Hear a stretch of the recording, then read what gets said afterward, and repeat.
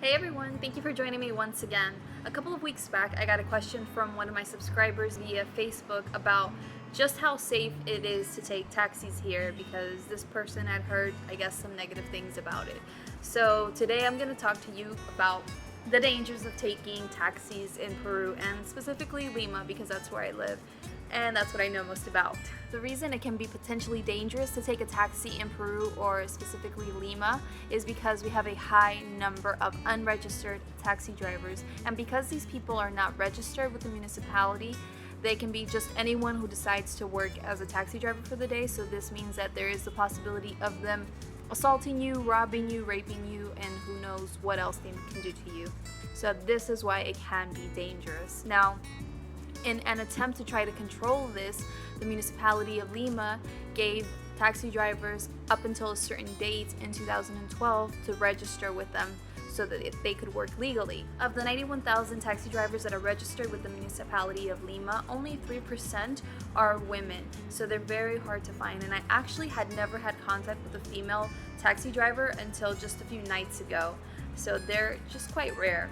And in order to get around this whole registration, there was a bit of a loophole for people who wanted to still work as a taxi driver but could no longer register with the municipality of Lima. So what these people decided to do is they decided to go to the district of Callao, where the international airport is located, and they registered with the district of Callao as a taxi driver. So currently, Callao has about 15,000 registered taxi drivers, and these people also work in Lima. So this means that we have about 106,000 taxi drivers between El Callao and Lima, which is a whole lot. And in actuality, it's estimated that we actually have between 189,000 to 250,000 taxi drivers in Lima at all times, both registered and unregistered. So we have a lot of taxi drivers, and nearly half of them could potentially be unregistered taxi drivers. So this is why there are so many concerns when it comes to taking taxis in Peru and specifically in Lima. It's estimated that nearly 75% of the traffic in Lima is due to taxis. And during my time here in Lima, I've been living here nearly 7 years, and I've noticed that people here are generally a bit uneasy about taking street taxis, and this is most likely due to the fact that on a reasonably regular basis, you will see things on the news about how someone was assaulted or harmed in some way by an unregistered taxi driver.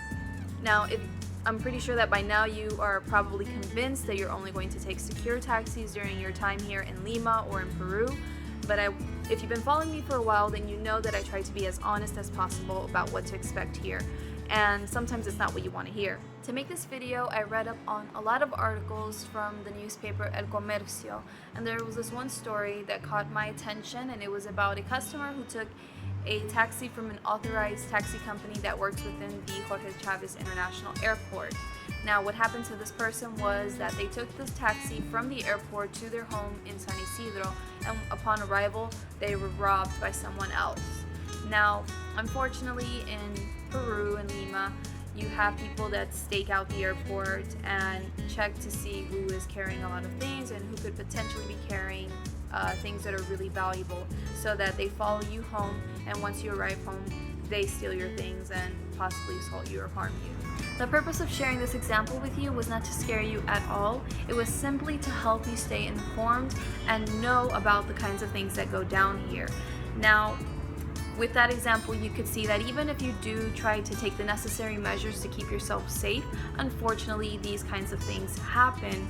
I myself have never had a negative experience with taking taxis. I've taken both registered and unregistered taxis, and I've always had pretty good experiences, nothing really bad, but I know people that have had bad experiences.